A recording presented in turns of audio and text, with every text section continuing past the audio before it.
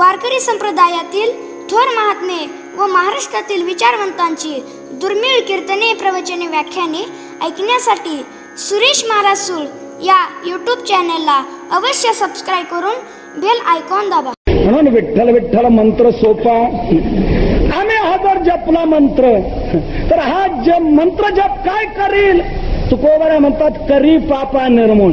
पापाला निर्मूळ करेल, पाप शिल्लक ठेवणार नाही. का?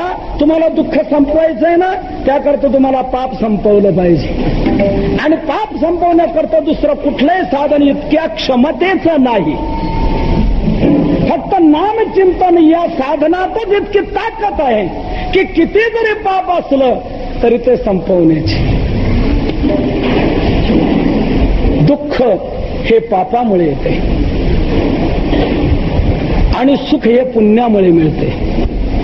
सुख आणि दुःख ही फळं आहेत. भोगणे ते फळ संचिताचे. आणि एक लक्षात घ्या, फळ म्हटलं की ते आपल्या इच्छेवर अवलंबून नसतं, ते त्याच्या बीजावर अवलंबून असतं. कोणत्या झाडाला कोणतं फळ यावं हे आपल्या इच्छेवर आहे का? नाही. आपल्याला पुष्कळ वाटतं दुःख येऊ नये पण ते आल्याशिवाय राहत नाही. आपल्याला पुष्कळ वाटतं सुख मिळावं पण ते मिळत नाही. का मिळत नाही याचं कारणच आहे ते आपल्या इच्छेवर नाही, ते त्याच्या बीजावर अवलंबून आहे. म्हणून दुःख हे आपल्या पापामुळे येते. म्हणून दुःख घालवायचं तर पहिलं पाप घालवलं पाहिजे.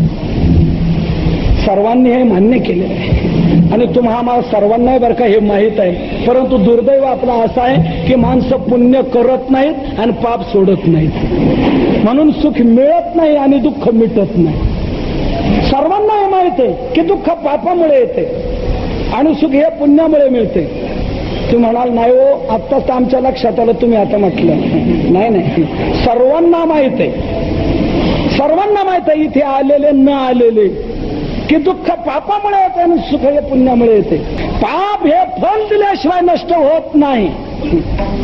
म्हणून ती पाप तुमची आता तुम्हाला भोग द्यायला आलेले आहेत. भोगा त्या पापाची फळं. म्हणजे दुःख जे तुम्हाला येतं हे तुमच्या पापाचं फळ आहे. आणि आम्ही जे मजेत आहोत हे आम्ही काही पूर्व पुण्य केलेली आहे म्हणतो, त्याला पुण्य करावं लागतं म्हणतो. म्हणजे जे चांगलं घडून येतं हे पुण्याचं फळ आहे आणि वाईट जे जीवनात घडते पापाचं. म्हणजे जे चांगलं काय घडून येतं हे पुण्याईमुळे. म्हणून तुम्ही बघा, माणसं जी ट्रक घेतात, जीप घेतात, ट्रॅक्टर घेतात, त्याच्यावर काहीतरी लिहितात. आई वडिलांची पुण्याई, दादांची पुण्याई, बाबांची पुण्याई लिहितात की नाही? मला एक सांगा, असं एखाद्या जीपवर तुमच्या वाचण्यात आलंय का बाबांचं पाप? म्हणून आमच्या घरी जीप, ही जीप आहे नाही, आमच्या बाबांचं पाप आहे. पाप असं कुठे सापडणार नाही बरं का प्रकाश. आणि कुठं सापडलं तर त्याचा नंबर मला कळवा की आमच्या जीपवर आहे बाबांचं पाप म्हणून. असं कुठेच सापडणार नाही तुम्हाला. बाबांची पुण्याई, दादांची पुण्याई, नानांची पुण्याई हेच सापडणार. म्हणजे याचा स्पष्ट अर्थ काय होतो, जे चांगलं घडतंय हे पुण्याचं फळ आहे आणि वाईट जे जीवनात घडतंय हे पापाचं फळ आहे. म्हणून आपल्या जीवनातलं दुःख घालवायचंय तर आपला पहिला पाप घालवा. आणि पाप जर घालवायचं असेल तर पाप घालवण्याकरता कलियुगात विठ्ठल नामाशिवाय दुसरं कोणतंही असं श्रेष्ठ साधन नाहीये की जे पाप मुळासहित घालवे. आपल्याला दुःख जे जावं वाटतं ते कोणत्या महिन्यापुरतं जावं वाटतं? फक्त मे महिन्यात नको, नाही, कधीच नको, कायमचा नको आहे.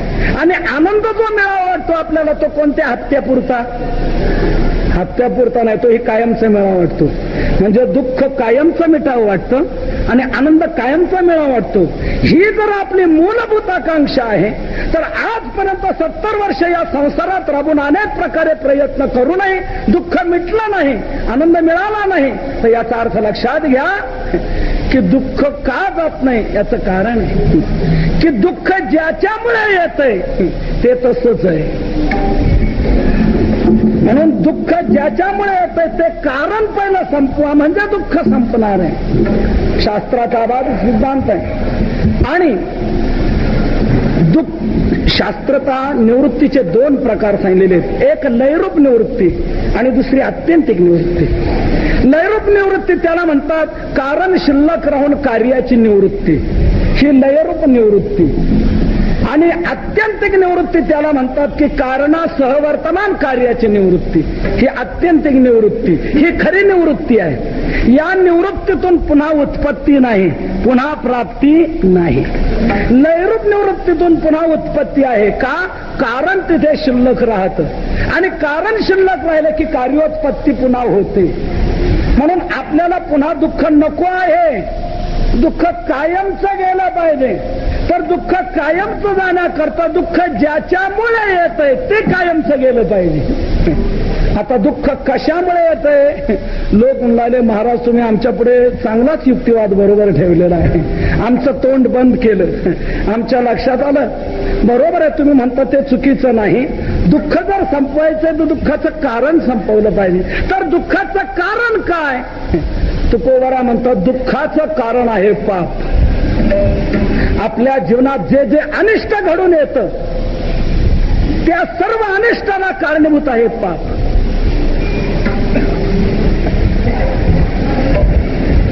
पापाची यामुळे झाले सत्याचे वाटोळे, दोष झाले बळीवंत, नाही ऐशी झाली नीस, मेघ पडो भीती, पिके सांडियेली क्षिती. म्हणजे जे जे सर्व काही अनिष्ट घडतं, इच्छे विरुद्ध घडतंय त्या त्या सर्व गोष्टीला कारणीभूत आहे पाप. दुःख पावायाचे मूळ रहणे ठाव नाही तार. आणि त्याचा परिणाम पाप तयार होतं आणि पाप तयार झालं की जीवाला दुःख भोगण्याची पाळी येते. म्हणजे दुःखाला एकमेव कारण आहे पाप. ज्ञानोबाराय 13व्या अध्यायामध्ये हा भाग अगदी स्पष्ट करतात की जीवाला दुःख भोगण्याची पाळी कधी येते.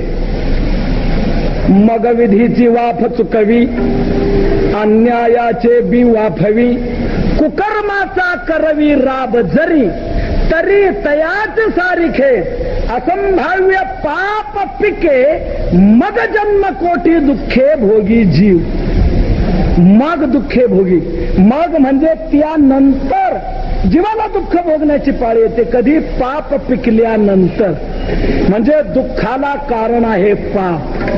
म्हणून तुम्हाला दुःख घालवायचं असेल तर याकरता पहिलं पाप घालवलं पाहिजे. आणि पाप जर घालवायचं असेल तर त्याकरता दुसरं कोणतंही साधन उपयोगाचं नाही.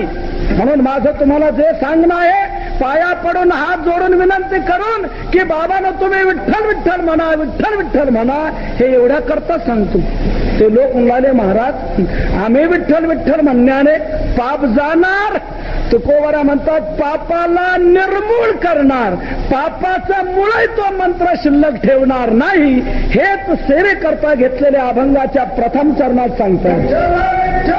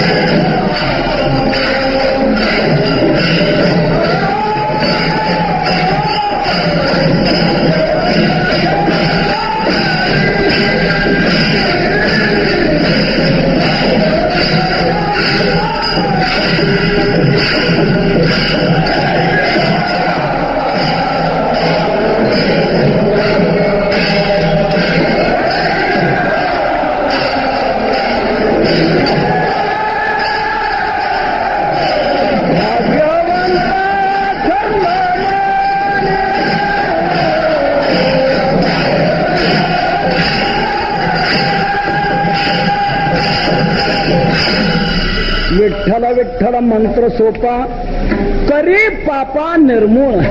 विठ्ठल विठ्ठल तुम्ही आम्हाला म्हणायला सांगता, विठ्ठल विठ्ठल म्हणणं काय करील? तुकोबारा म्हणतात, करी पापा निर्मूळ, पापाला मुळरहित करून टाकेल, म्हणजे पापाचं मुळही तो शिल्लक ठेवणार नाही. म्हणून माझा आग्रह आहे तुम्हाला की विठ्ठल विठ्ठल म्हणा. सवलत दिलेली आहे, तोंड दिलेलं आहे, मोकळी काय, चाल केला अशी मोकळा, बोले विठ्ठल वेळा वेळा, तुझं पापाची नाही असे नाम घेता जवळी बसते. म्हणून विठ्ठल विठ्ठल नाम चिंतन करा, हा सोपा मंत्र आहे. याला मंत्र म्हटलंय. मंत्र कशाला म्हणतात? ज्याचं मनन केलं असताना तो रक्षण करतो त्याला म्हणतात मंत्र.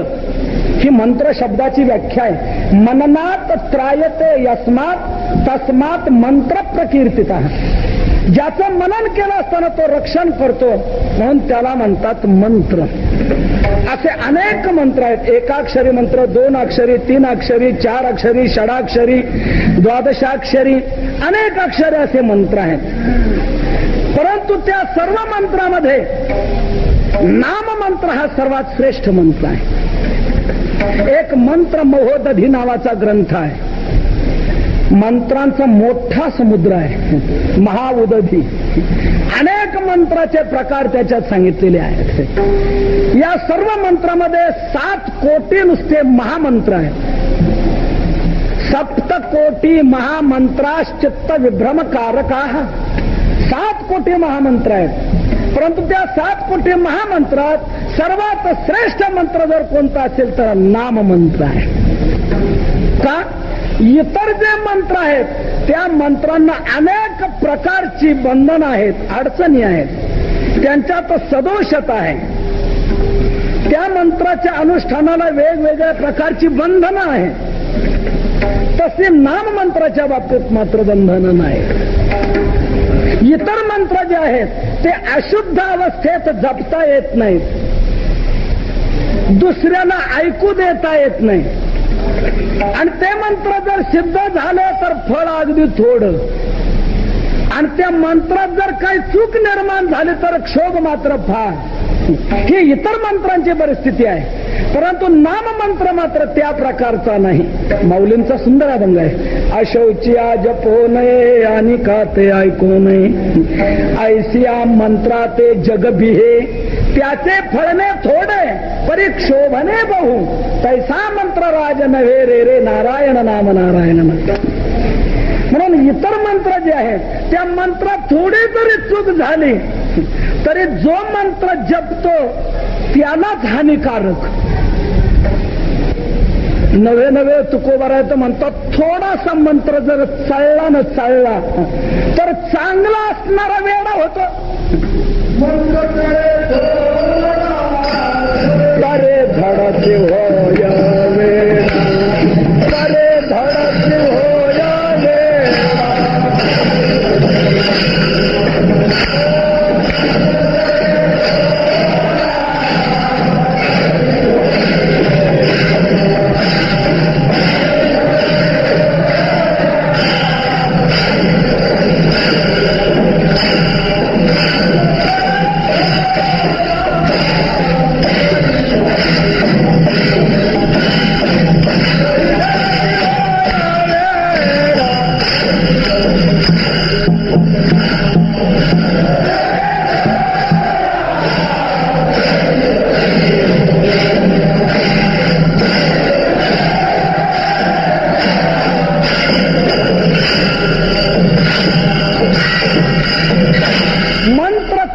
थोडा तरी धडची होय वेडा. थोडा जरी मंत्र चळला बिघडला गेला तर चांगला असणारा वेडा होऊन जातो. बरं, वेडा व्हायला त्याला 1-2 वर्ष लागतात असं नाही. मंत्र चळे पिसे लागते सत्वर लागते. पिसे त्याला वेळ सत्वर लागतं, लगेच लागतं, त्याला वेळ लागत नाही. परंतु अबद्ध ते फार तरले नामे. परंतु नाम मंत्र असा मंत्र आहे की या नाम मंत्राची महती काय सांगावे. या मंत्राचं अनुष्ठान कसंही जरी घडलं तरी तो जापकाला सफलताच प्राप्त करून देणार आहे. जापकाकडून या मंत्राच्या बाबतीत काहीतरी चूक झाली तर त्याचा दुष्परिणाम त्याला भोगावा लागत नाही. राम म्हणण्याऐवजी मरा म्हण. नारद म्हणतात तुझ्या तोंडात येत नाही ना राम, राहू दे. मरा येत आहे ना, मरा म्हण, चालेल. मरा मरा म्हणत राहिला, मरा म्हणूनही त्याला उपयोग. मारा मारा येही मंत्र उनके अंतर भेदा, वाला था तो वाल्मिक हुआ जब भेटी भई नारदा. राम राम म्हणता येत नव्हतं, मरा मरा म्हटला तर त्या मरा म्हणण्याचाही त्याला उपयोग झाला. इतकी सुलभता या नाम मंत्रामध्ये आहे. या सोपा विठ्ठल विठ्ठल मंत्र सोपा. सोपा कसा याचे मी 4 प्रकार आपल्याला सांगतो. कोणी घ्या, केव्हाही घ्या, कुठेही घ्या आणि कसंही घ्या. इतकी सुलभता कुठल्याही साधनामध्ये नाही. फक्त नामचिंतन या साधनामध्येच ही सुलभता आहे. कोणी घ्या, सकळाशी येथे आहे. केव्हाही घ्या, काळ वेळ नाम उच्चारिता नाही, भलत्या काळी नाम. बरं कुठेही घ्या, असाल ते करा जेथे तेथे, नामाचे चिंतन प्रगट पसारा. असाल ते करा जेथे तेथे, तुम्ही जिथे असाल तिथे करा.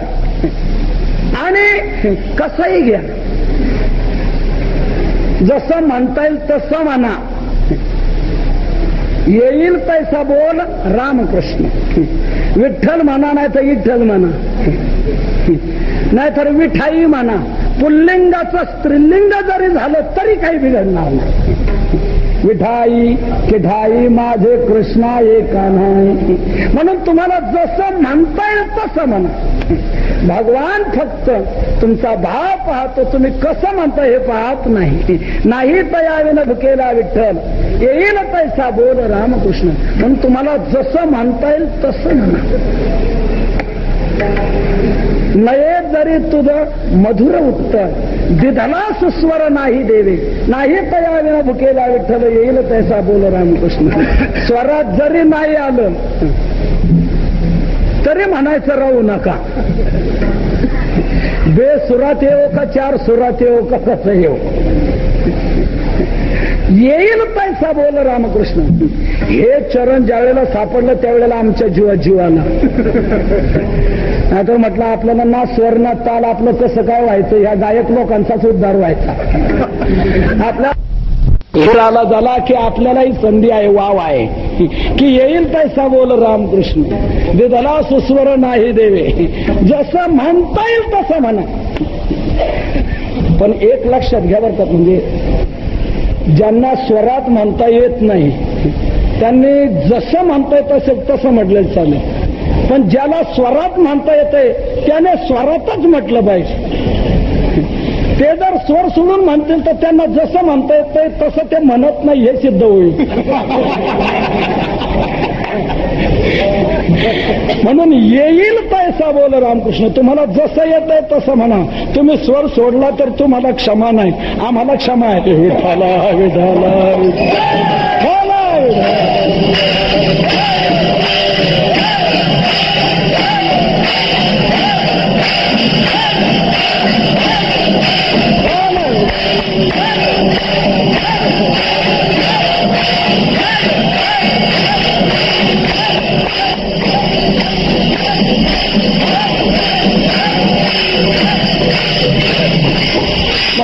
इतकी सुलभता इतर कोणत्याही साधनामध्ये नाही. म्हणून तुकोबारा म्हणतात विठ्ठल विठ्ठल हा 3 अक्षरी मंत्र सोपा आहे.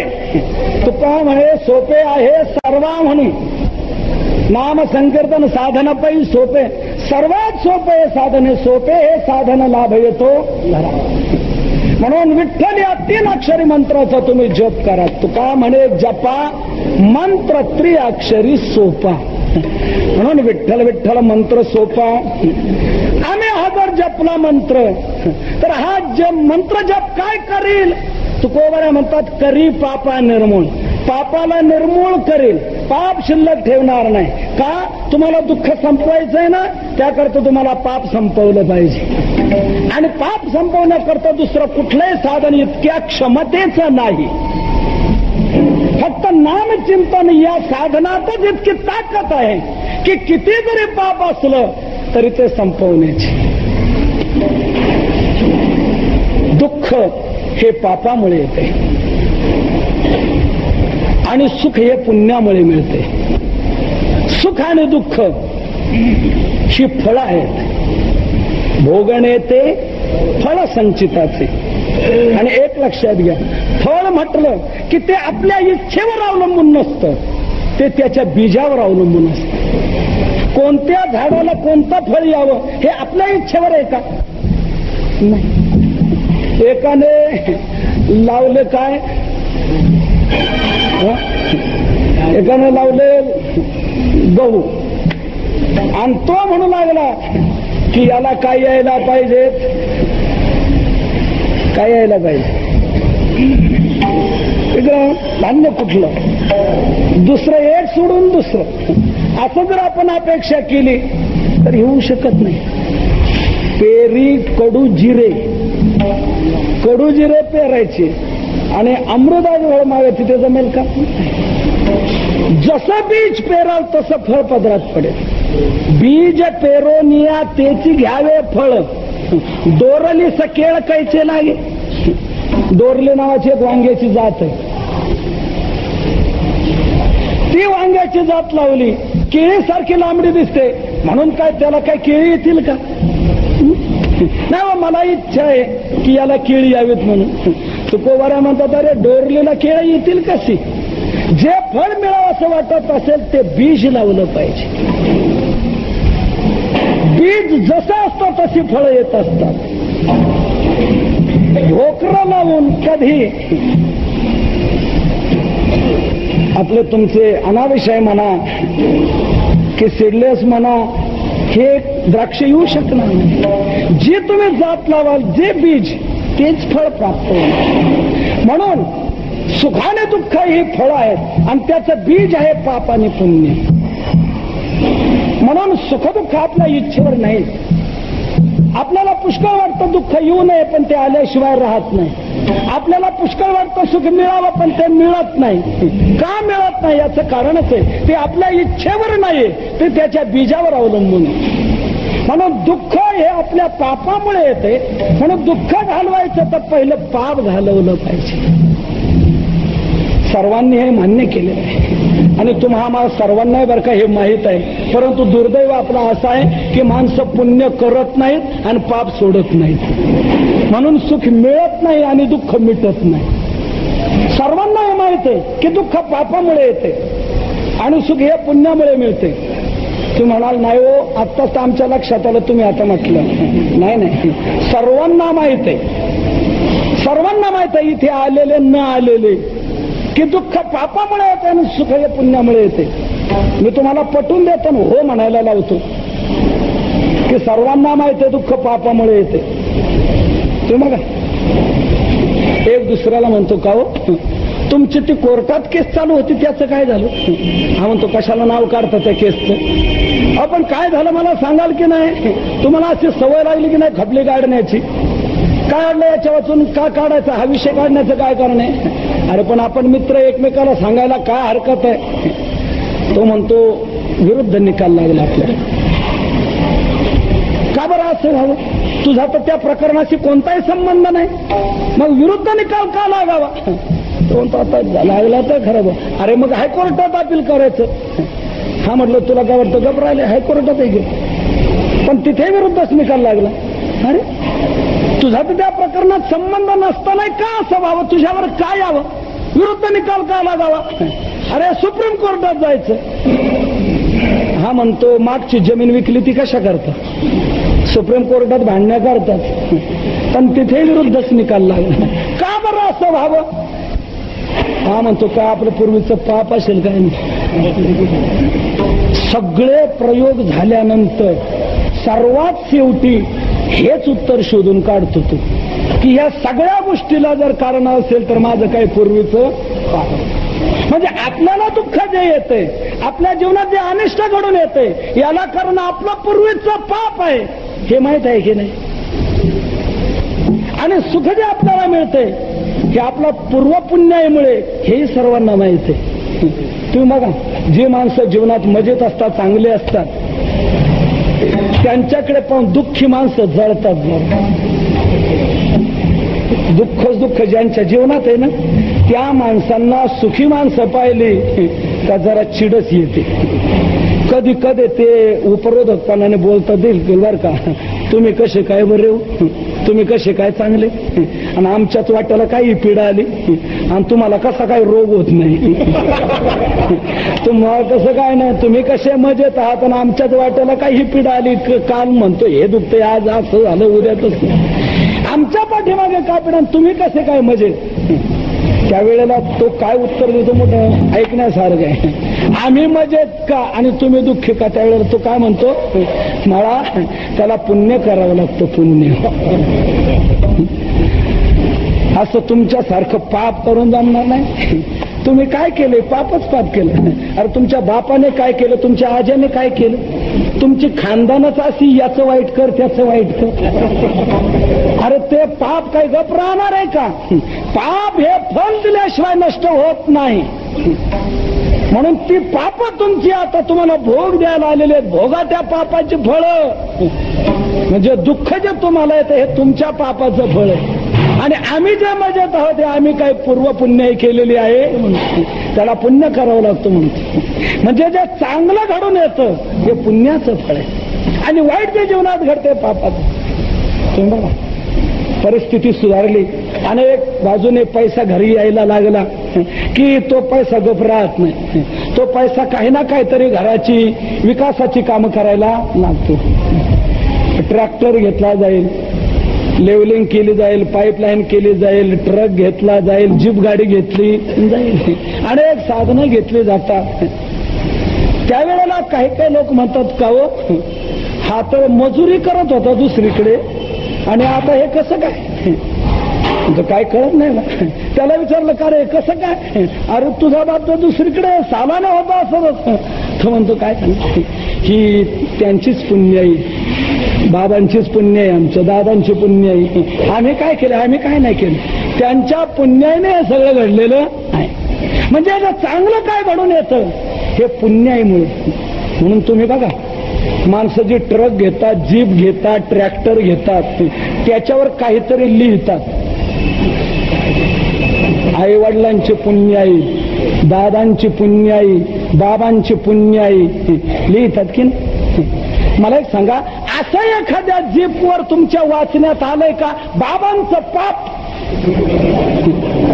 म्हणून आमच्या घरी जीप, ही जीप आहे नाही, आमच्या बाबांचं पाप आहे, पाप. असं कुठे सापडणार नाही बरं का प्रकाश. आणि कुठं सापडलं तर त्याचा नंबर मला कळवा की आमच्या जीपवर आहे बाबांचं पाप म्हणून. असं कुठंच सापडणार नाही तुम्हाला. बाबांचे पुण्य आहे, दादांचे पुण्य आहे, नानांचे पुण्य आहे हेच सापडणार.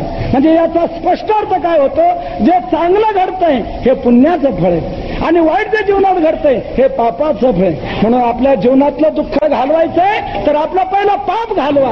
आणि पाप जर घालवायचं असेल तर पाप घालवण्याकरता कलियुगात विठ्ठल नामाशिवाय दुसरं कोणतंही असं श्रेष्ठ साधन नाहीये की जे पाप मुळासहित घालवेल. इतर काही साधनं पाप घालवणारी आहेत, परंतु ती साधनं सगळी पाप घालवत नाही. काय काय घालवतात आणि काय काय ठेवतात तसे स्पष्ट सांगायला हरकत नाही. गंगा पाप घालवणारी आहे, परंतु गंगा कोणतं पाप घालवते, गंगा पापम, गंगा पाप घालवते ते कोणतं, फक्त अज्ञात पाप घालवते. म्हणजे नकळत घडलेलं पाप, अजाणता घडलेलं पाप, तेच पाप फक्त गंगा घालवते. जाणून बुजून केलेलं पाप गंगा घालवू शकत नाही. मनसंकल्पाची पापे न जाती तीर्थाची बापे. जाणून बुजून केलेलं पाप गंगा स्नानाने जात नाही. सांगू का जाणून बुजून का हो, चला जाऊ भेळ बत्ता खाऊ, म्हणतो नको. दमडी नाही खिशात. अरे मी देतो चाल. अरे तू जरी दिलं तरी पगाराच्या वेळेला गेटवर हजर होशील, काढ पैसे. हा म्हणतो देऊ नको माझ्यातर्फे. तर म्हणे चाल खातो. तुझ्यातर्फे म्हटलं काय, गेला बेळबत्ता खाल्ला. बाहेर पडला तर दुसरा आला. अरे बरं तू नेमका आला, चल तुलाही देतो भेळबत्ता. हा म्हणतो मी नाही खाणार. का बरं? आणि आज एकादशी आहे माझी. आज एकादशी, मला वाटलं उद्या एकादशी, आणि मी तर आज भेळबत्ता खाल्ला. आता सांगा, हे जे पाप घडलं हे कसं घडलं? न कळत घडलं. माहित नाही आज एकादशी असं माहित नाही आणि भेळ खाण्यात आले. हे पाप घडलं, हे अजाणता घडलं, न कळत घडलं. असं पाप आपण जर गंगेत जाऊन बुडी मारली तर ते पाप जाणार. पण जाणून बुजून केलेलं पाप गंगा स्नानाने जात नाही. जाणून बुजून म्हणजे चला काय बटाटावडा खमंग वास सुटला, चला खाऊ. हा म्हणतो नाही खाणार मी. का रे बा? आज एकादशी आहे माझी, मी नाही खाणार. तो म्हणतो असू दे मला एकादशी, चाल. तो म्हणतो अरे कसं काय म्हणतो तू, एकादशी असू दे तरी चाल म्हणतो. तुझ्या 12 महिन्याच्या आहेत ना एकादशी, कायमच्याच आहे ना. मग काय होतं एखादी एकादशी मोडली तर?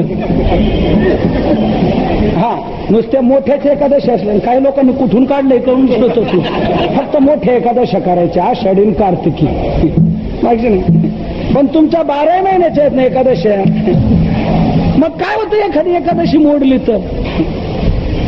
त्याने आग्रह केला आणि याने बटाटावाडा खाल्ला. आता हे जे पाप घडलं हे कसं घडलं? जाणून घडलं. एकादशी माहीत असताना घडलं. असं जे पाप आहे, गंगेत जाऊन जर बुडी मारली तर ते पाप गंगा घालू शकत नाही. याने गंगेत बुडी मारली का तो बटाटावाडा वर तरंगतो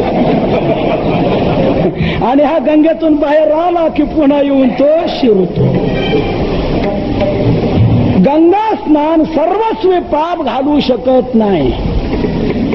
म्हणून ज्ञात पाप, अज्ञात पाप, जी काय सर्व प्रकारची पाप आपल्या जीवनामध्ये घडतात, ते सर्व प्रकारची पाप घालवण्याची क्षमता फक्त एक नामचिंतनामध्ये आहे. म्हणून तुकोबारा म्हणतात, बाबा अन्य साधनाकडे जाऊ नका, विठ्ठल नाम जप करा. पापाला हा निर्मूळ करून टाकणार, पाप काही शिल्लक ठेवणार नाही. कोणी म्हणेल आज नाम घेतलेलं त्याने आजचं पाप जाईल, पण कालचं पाप, परवाचं, मागच्या महिन्याचं, मागच्या वर्षाचं, लहानपणापासून याच धांद्यात आहोत आम्ही. याचं वाईट कर, त्याचं वाईट कर. लहानपणापासूनचं पाप आमचं जाईल का आता नाम घेतलेलं? तुकोबारा म्हणतात, नामचिंतनाची ताकद तुमच्या लक्षात नाही आली, शक्ती तुम्हाला माहित नाही. नामचिंतनाची इतकी प्रभावी शक्ती आहे. याच जन्मातलं पाप काय, परंतु जन्म जन्मांतरातलं जरी पाप असलं तरी जळून भस्मसात होणार.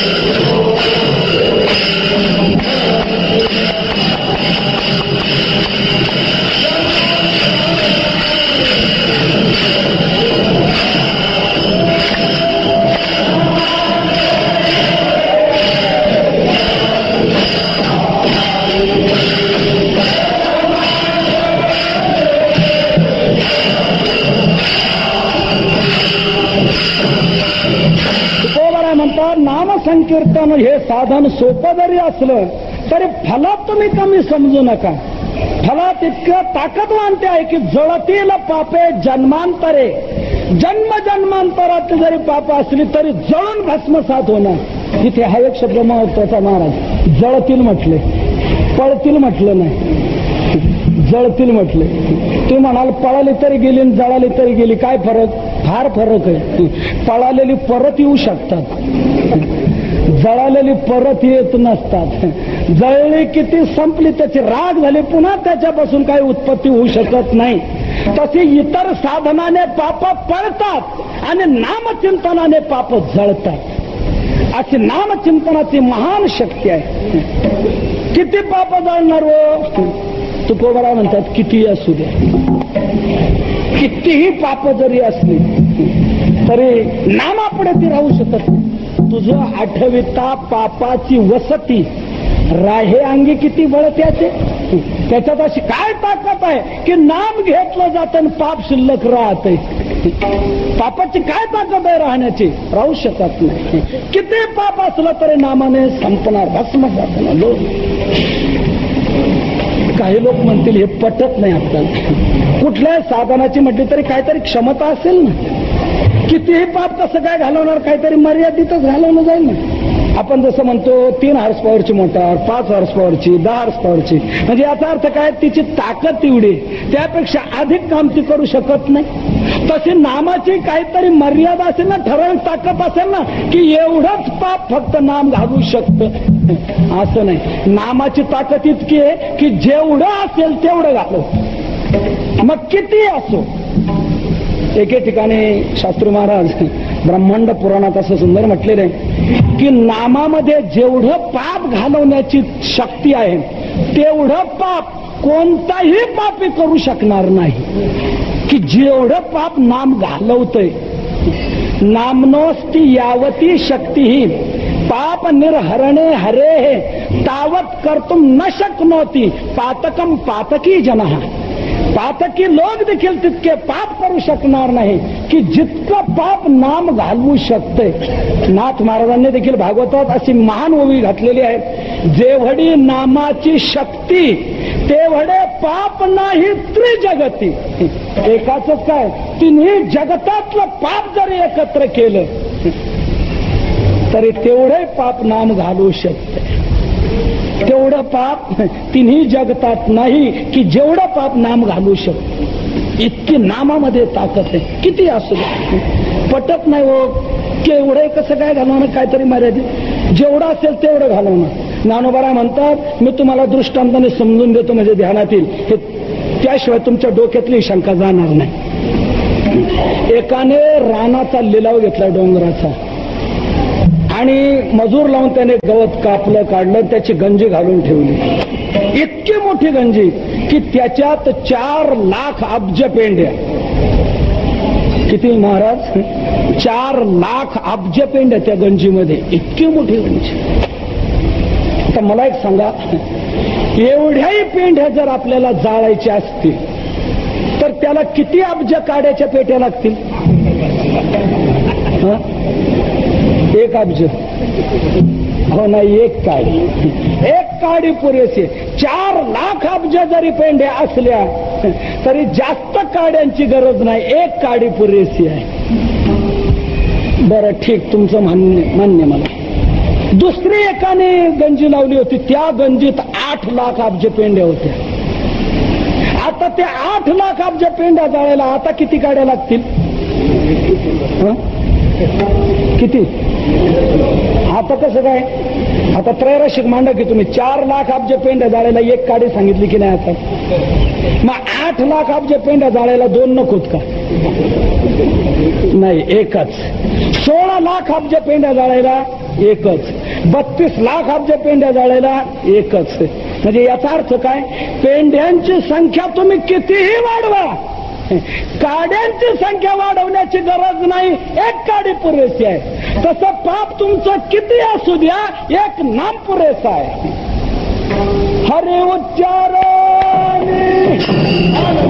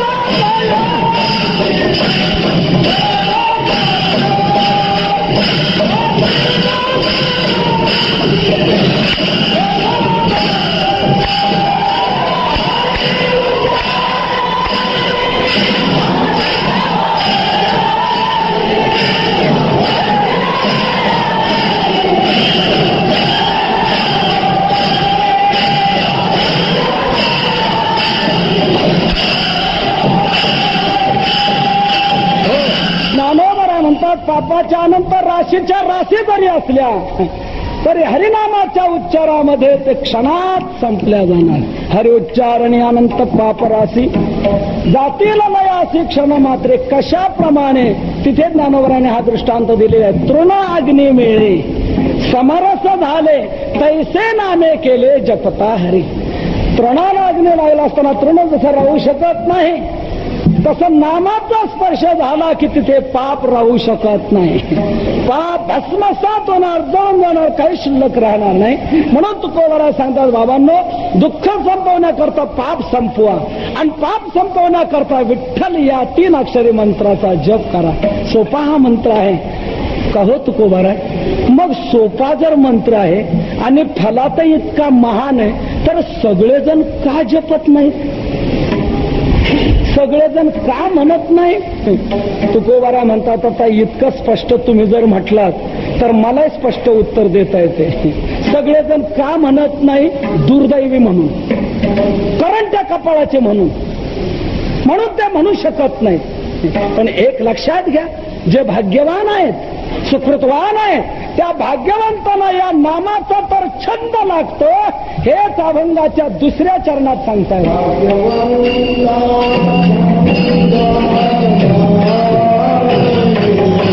भाग्यवंता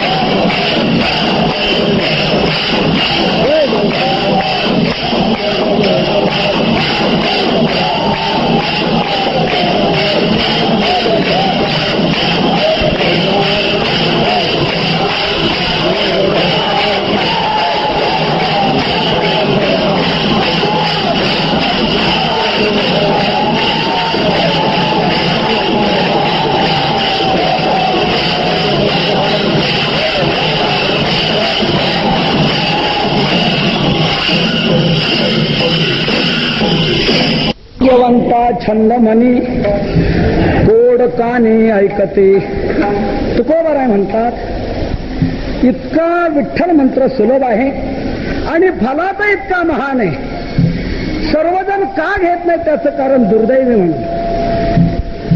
करंटे कपाळ ज्याचे नाम नाही वाचे, हरिसिन भजत दैव हत. दैवाने मारला गेलेला हरीचं भजन करू शकत नाही. पण जो भाग्यवान आहे, सुकृतवान आहे, त्याला तर या नामाचा छंद लागतो. भाग्यवंता छंद म्हणे. एक लक्षात घ्या, छंद सगळ्यांच्या ठिकाणी आहे, पण हा नाही. छंद नाही असं आपल्याला एकही मनुष्य सापडणार नाही. प्रत्येकाच्या ठिकाणी छंद आहे, फक्त कशाचा या बाबतीत मतभेद असतील. कोणाला कशाचा छंद तर कोणाला कशाचा छंद, कोणाला देवाचा तर कोणीला देवीचा, नाही त्या देवीचा तर निदान घरच्या देवीचा तरी.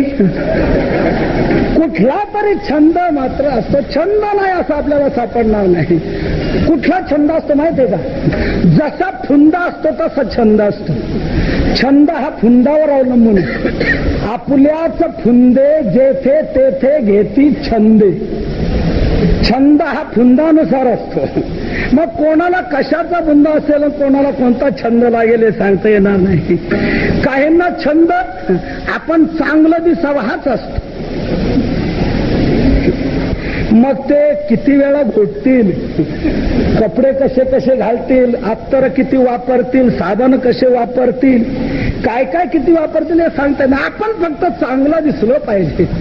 मूढ जना छंद लावण्याचा. मूढ जना पारखितो जाणे अंतरीचा भेद. मूढ जना छंद लावण्याचा. त्यांना छंद लावण्याचा पण चांगलं दिसावं. काही जणांजवळ कपडे इतके असतात की विचारू नका. नवीन वाण मार्केटमध्ये आला की तो त्याने घेतलाच. दुकानदाराला काय माणसं सांगूनच ठेवतात, नवीन व्हरायटी आली का मला सांगा बरं का, ह्या ते फार वापरले म्हणतात, आता वापरण्याची इच्छा नाही. नवीन काय आलं तर सांगा. नवीन आला की घेतला, नवीन आला की घेतला.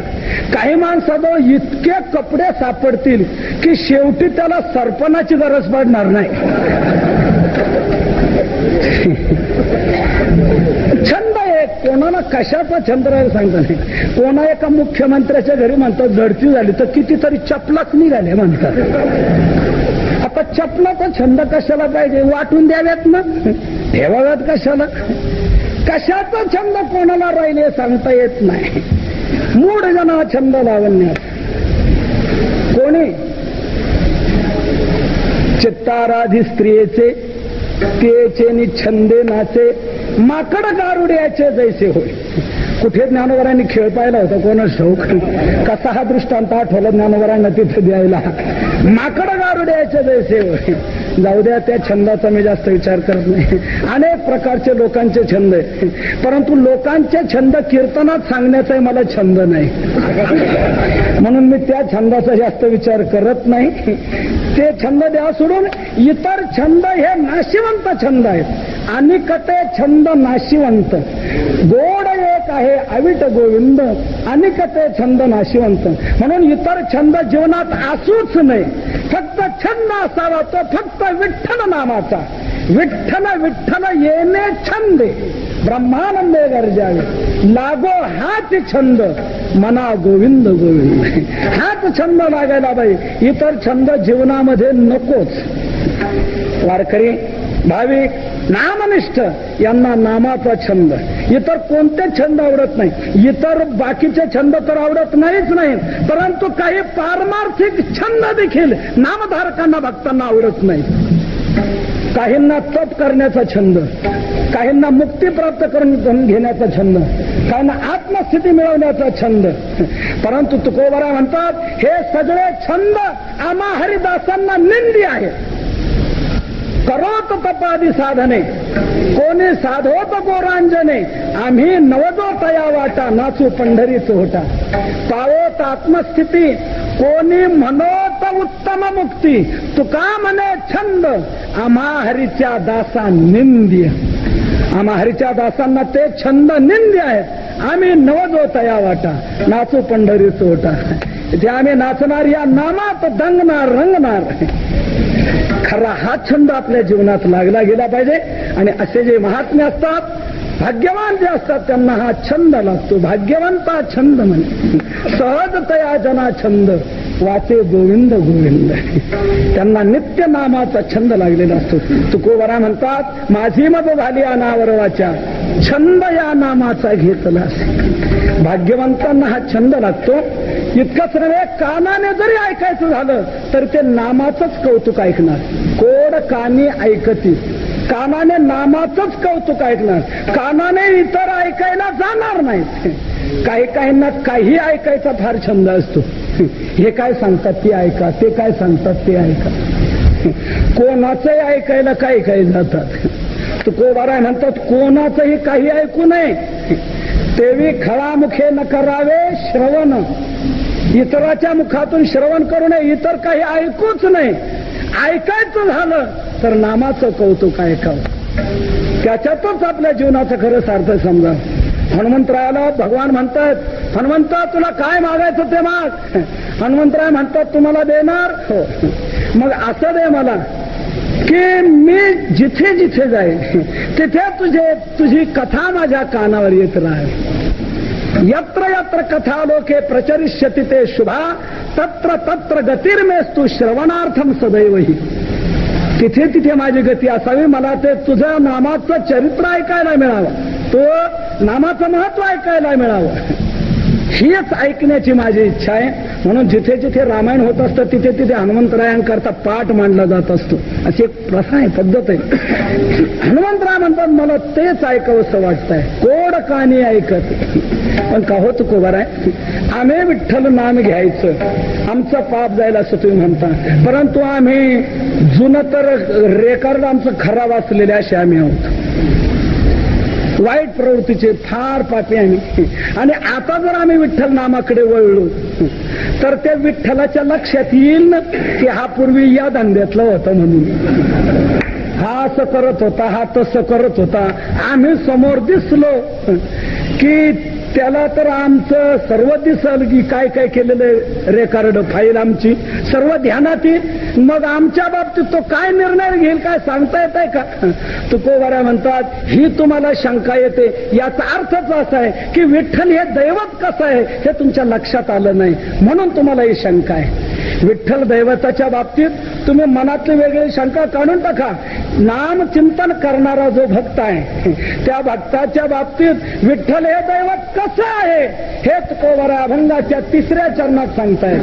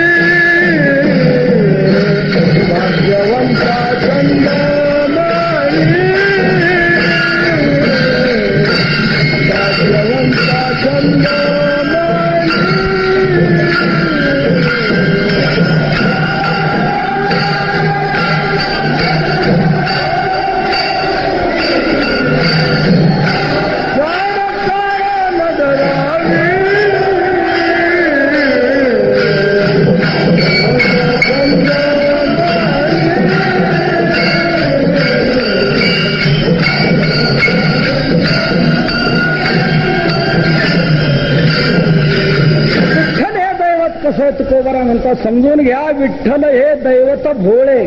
विठ्ठल हे भोळे दैवत आहे. भोळे भाविक हे जुनाट चांगले, भाविक गे माये भोळीये गुणाचे. तुका म्हणे भोळा भाविका हा भोळ दैवत आहे.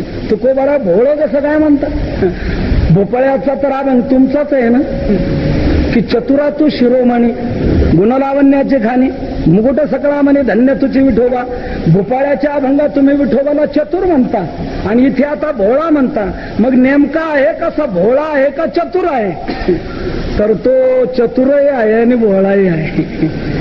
कसं काय? दोन्ही काहींचा दुहेरी स्वभाव असू शकतो ना. व्यवहारात तुम्हा मा सारख्यांचा दुहेरी स्वभाव असू शकतो, तर देवाचा का नसणार? आपल्या बाबतीत काय वेळ माझं का हो हे तलाठी भाऊसाहेब कसे काय? तलाठी भाऊसाहेब अहो ते तसे चांगले आहेत आणि तसे ते वाईट आहे. माणूस काय म्हणतो? तसे ते चांगले आहेत. अरे चांगलं तरी म्हण, नाही तर वाईट तरी म्हण. नाही नाही, तसे ते चांगले आहे तसे ते मग वाईट आहे. म्हणजे दोन्ही एका ठिकाणी कसे काय? चांगल्याला चांगले आणि वाईटाला चांगल्याला ते चांगले आहेत. मग ते जाणकार आहेत, फार बुद्धिमान आहेत, ते बरोबर माणसाची परीक्षा करतात.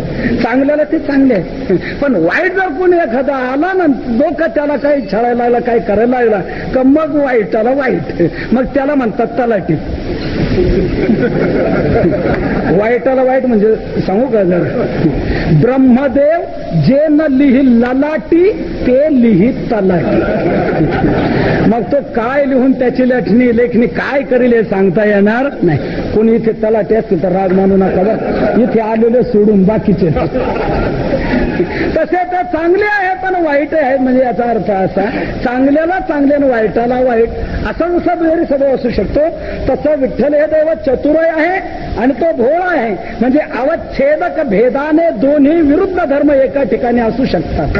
भगवान हा इतरा करता चतुर आहे आणि भक्ता करता भोळा आहे.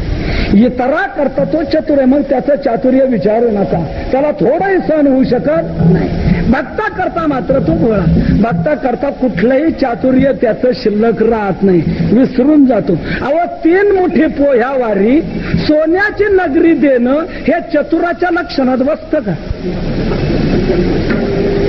हे भोळ्याच्या लक्षणात बसतं. चतुर थोडंसं जाऊ देणार नाही, हे भोळ्याच्या लक्षणात बसतं. म्हणजे भगवान हा भक्ता करता भोळा आहे आणि इतरा करता चतुर आहे. म्हणून तुम्ही नामचिंतन करायला लागलात ना, भक्तीकडे वळलात ना, मग तुम्ही विठ्ठलाच्या बाबतीत वेगळं काही आणू नका. ते भोळ दैवत आहे. भक्ता करता तो सर्व आपलं सोडून देतो आणि भाविक भक्ताचा प्रेमाने कळवळ्याने जिव्हाळ्याने अंगीकार करतो. म्हणून तुम्ही भक्तीकडे लागा. पण का हो, हे जर भोळ दैवत आहे, मग भोळ्या दैवताचे भक्त याच्यावर तो कोणाची चाल चालत असेल? कोणी काय याच्यावर सत्ता गाजवत असेल? कारण भोळ्याचा भक्त या म्हणजे याच्याकडे तितकी बाकीचे काही भेटून घाबरून राहत ना सर, कोणी याच्यावर वरचढपणा करणार. तुकोबाऱ्या म्हणतात हे मनात तुम्ही आणू नका. त्या भाविक भक्ताला कोणी त्रास देणं, कोणी छळणं, अरे काळाने देखील त्याची इच्छा धरू नये. चाड काळे न धरावी, काळे चाड न धरावी, काळानेही त्याची इच्छा धरू नये. मग इतरांनी त्याच्या नादी लागणं हे तर कुठलं? काळाने देखील त्याची इच्छा धरू नये. काळाने नामधारकाकडे जाण्याचा प्रयत्न करू नये. आणि यमाने आपल्या दूतांना सांगूनही ठेवलंय, यमधर्म सांगे दूता तुम्हाला येते ते सत्ता, जेथे हरिकथा सदा घोषनामाचा नका जाऊ तयार. काळाने इच्छा सोडून द्यावी. त्याने बाकीची गिऱ्हाईकं पाहावी, जे नाम घेत नसतील ते, माळ घालत नसतील ते, पंढरीला वारीला येत नसतील ते, ती गिऱ्हाईकं पुष्कळ आहे की त्याला काळाला. म्हणून चाड काळे न धरावी. तुका म्हणे भेने काळ नये तेने राणे. तुका म्हणे काळ आता करू न शके बळ. काळाची सत्ता नामधारकावर चालत नाही तर इतरांची काय चालणार? इतरांची काय दाद आहे तिथे? म्हणून तुकोबारा म्हणतात विठ्ठल हे दैवत भोळे चाड काळे न धरावे भाग्यवंता जन्मनी कोडकानी ऐकती. असा नामचिंतन करणारा तो भक्त तुकोबारा म्हणतात भले तो कोणत्याही जातीचा असो, कोणत्याही जातीचा असो, पण त्याने चित्तात जर नाम धारण केलेलं आहे ना तर तो धन्य आहे. अशी त्याची धन्यता तुकोबारा शेवटच्या चरणात गातायत. तुकामने भरते याती, तुकामने भरते याती,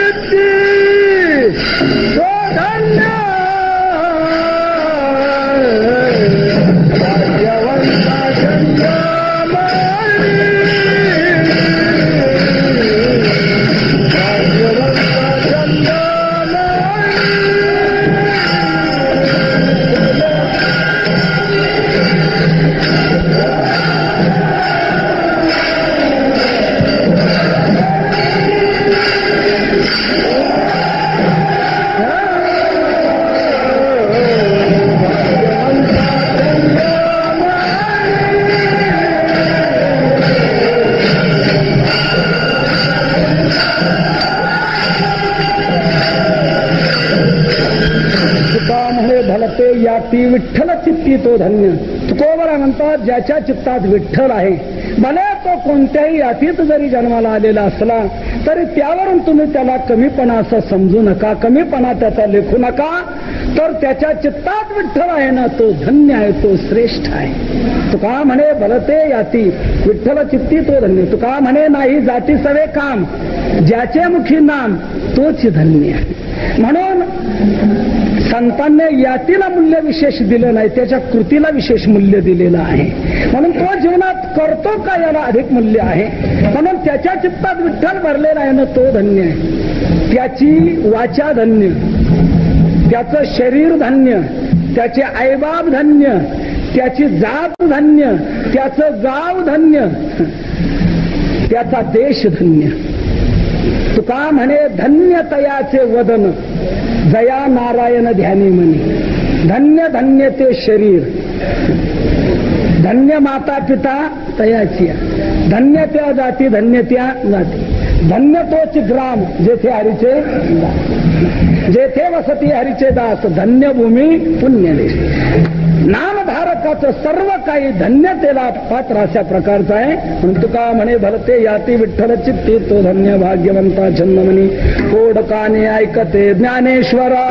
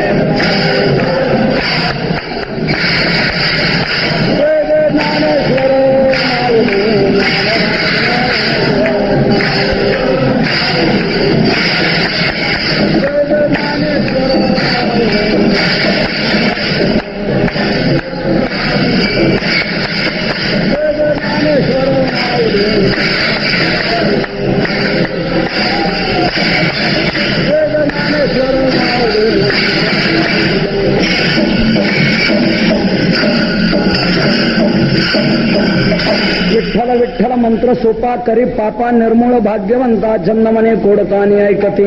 विठ्ठल हे दैवत भोळे चाड काळेन धरावे. तुका म्हणे भलते याते विठ्ठल चित्ते तो धन्य. भाग्यवंता जन्मने कोडकाने ऐकते. तुकोबाराय या अभंगातून फार मोठं मौलिक आपल्याला मार्गदर्शन करतात. तुम्हा सर्व जीवांना दुःख जावं वाटतंय, परंतु दुःख जाण्याकरता काय करायला पाहिजे हे आपल्या लक्षात येत नाही. आपण इतर उपाय करत राहतो, त्यामुळे दुःख मिटत नाही आणि आपली इच्छा काय पूर्ण होत नाही. तुकोबारा याकरता सांगतात पाप घालवा म्हणजे दुःख जाईल, आणि पाप घालवण्याकरता विठ्ठल या 3 अक्षरी मंत्राचा जप करा. विठ्ठल विठ्ठल मंत्र सोपा करी पापा निर्मूळ. निर्मूळ करी, त्याचं मूळही शिल्लक ठेवणार नाही. पापाचं मूळ कोणतं? पापाचं मूळ आहे विकार. काम क्रोध लोभ आदी करून विकार हे आहे पापाचं मूळ. अर्जुनाला भगवंताने हेच उत्तर दिलं, अथकेन प्रयुक्तो पापंचरती पुरुषा. भगवान म्हणतात कामयेश क्रोधयेश, या विकारामुळे जीवाकडून पाप घडतं. म्हणून विकार आहे पापाचं मूळ. म्हणून नामचिंतन काय करतं? या विकारावरच, मुळावरच हल्ला करतं. नाम विकारांना संपवतं. कामक्रोध हे केले घररीते. तुका म्हणे नाम ज्याचे नासी क्रोध काम, हरिभव श्रवण उच्चारिता वाचेसी. नाम हे विकार घालवतं. विकार गेले का पाप होऊ शकत नाही. नामचिंतनाचा दुहेरी प्रभाव आहे. जुना पाप जो स्टॉक आहे तो जळून भस्मसात होतो आणि नवीन निर्माण होऊ शकत नाही. का? नामाने विकार जातात आणि विकार गेले की पुन्हा त्याच्याकडून पाप घडू शकत नाही. मागचा स्टॉक जळून संपतो, नवीन निर्माण होत नाही. एकंदरीत नामधारकाच्या जीवनातला पापाचा संबंध सुटला जातो आणि पाप संपलं की दुःख त्याला कधी येऊ शकत नाही. दुःख ते कैचे नये स्वप्नासी, नित्य आनंदाचा आनंद त्याला प्राप्त होतो.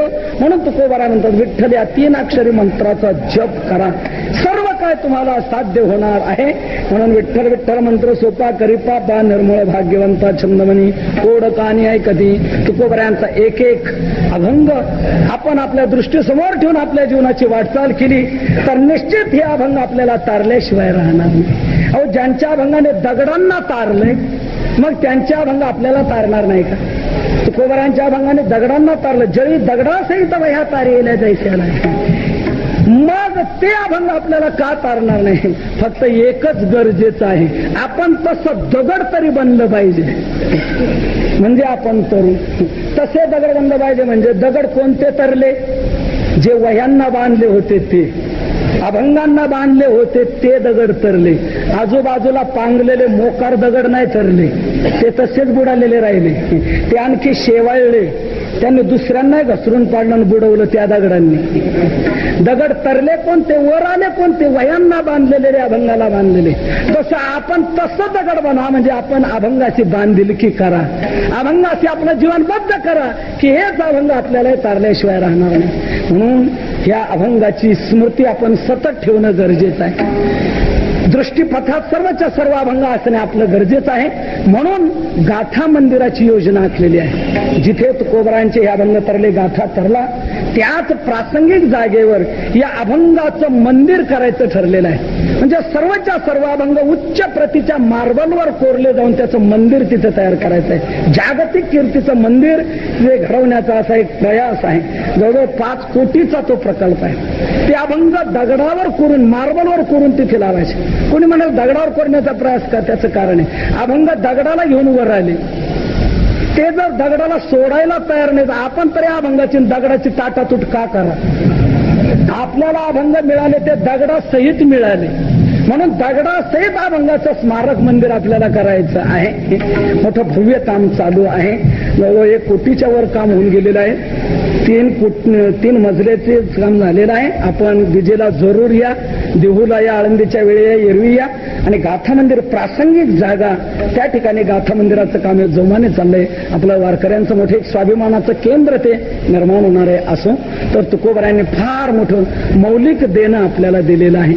ते अभंग तरले म्हणून आपण तरलो. आमचे गुरुवारी मामासाहेब दांडेकर म्हणायचे अभंग तरले म्हणून आपण तरलो. ते जर बुडाले असते तर मला वाटतं आपणही केव्हाच बुडालो असतो.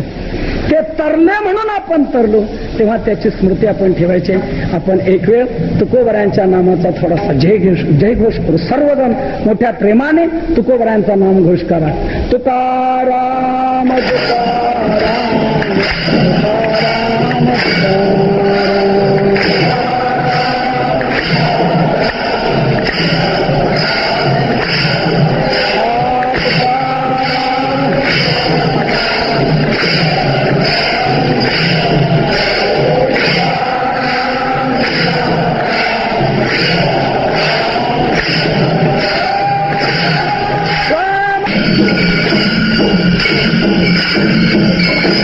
झालेली सेवा पांडुरंगाच्या चरणी समर्पित करून एकच करुणा भागतो. तुम्हा सर्वांच्या अंतःकरणामध्ये हे तुकोबरायांचे सद्विचार रुजावेत आणि त्याप्रमाणे आपल्या सर्वांचं जीवन बनून आपण सर्वजण आनंदाचे सम्राट होत. आज या प्रसंगी आपले सर्वांचे प्रेमी हरिभक्तपरायण शंकरभाऊ पडवे यांच्या एक भावनेतून आपल्या सर्वांच्या तुमच्या सहकार्याने या पांडुरंगाच्या दरबारामध्ये हा नामघोष असा अखंड हरिनाम सप्ताह मोठ्या उत्कर्षाने होत आहे. त्यात मला सेवा करण्याची संधी प्राप्त झाली. तर यातून आपल्या सर्वांना ही प्रेरणा मिळावी आणि आपण सर्वजण या नामचिंतनामध्ये दंग होऊन नित्य आनंदाचा उपभोग घेत आहोत, हीच प्रार्थना करून सेवेला विराम. विठू